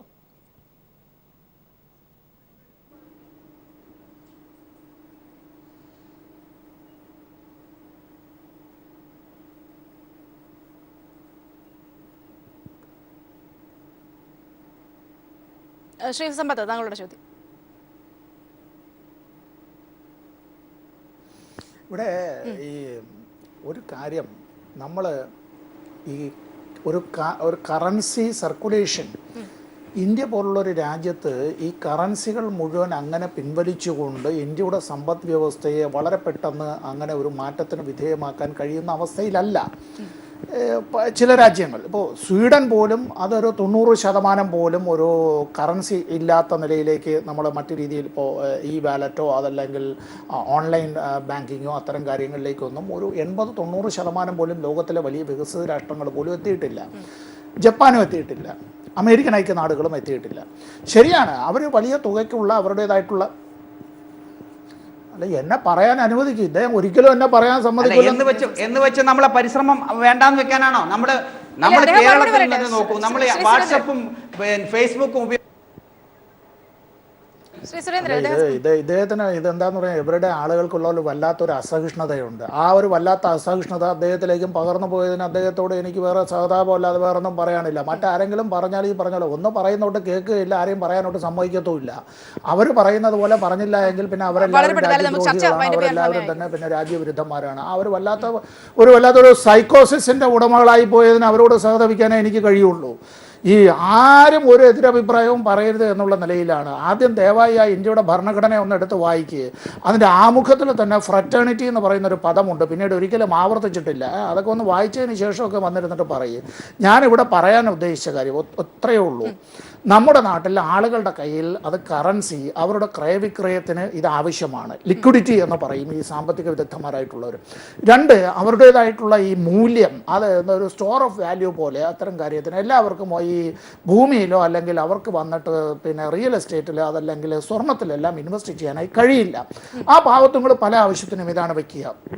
കേരളത്തിൽ ഈ കഴിഞ്ഞ ഓണക്കാലത്ത് സഹകരണ സ്ഥാപനങ്ങൾ മുഖാന്തരമാണ്, പ്രാഥമിക സൊസൈറ്റികൾ മുഖാന്തരമാണ് വീടുകളിൽ കൊണ്ടുപോയി അപ്പൂപ്പന്മാരും അമ്മമ്മമാർക്കും അടക്കം അവർക്ക് പണം ആ വിധത്തിൽ കുടിശ്ശിക സഹിതമുള്ളത് 14,000 രൂപ 16,000 രൂപയെല്ലാം ഒപ്പിട്ട് വാങ്ങി ചുവപ്പും പച്ചയും നോട്ടുകൾ 1000-500 വാങ്ങിച്ച് കയ്യിൽ വെച്ച ഒരുപാട് അത്തരത്തിൽ സന്തോഷിച്ച മനുഷ്യരുണ്ട്.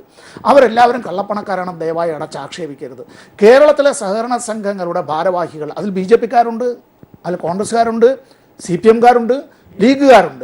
ഈ ചർച്ചയിൽ പങ്കെടുക്കുന്ന ഞാൻ CPM-കാരനാണെന്ന് ശ്രീ സുരേന്ദ്രൻ പോലും സമ്മതിക്കുമല്ലോ. അദ്ദേഹത്തിൻ്റെ ചങ്ങാതി ശ്രീ MS കുമാർ തന്നെ ഭാരവാഹിയായിട്ടുള്ള തിരുവനന്തപുരത്തെ ഒരു സർവീസ് സഹകരണ ബാങ്കിൽ ഞാൻ ഉൾപ്പെടെയുള്ള അഭിഭാഷകർ അവിടെ അംഗങ്ങളാണ്. ഞങ്ങൾക്ക് അവിടെ അക്കൗണ്ടുണ്ട്. ഞങ്ങൾ പിഗ്മി അക്കൗണ്ടുകൾ പോലും നൽകിയിരുന്നത് ഇവരുടെ പാർട്ടിയിൽപ്പെട്ട ഒരു പാവപ്പെട്ട ഒരു ചെറുപ്പക്കാരന് ജീവിക്കാൻ വേണ്ടി.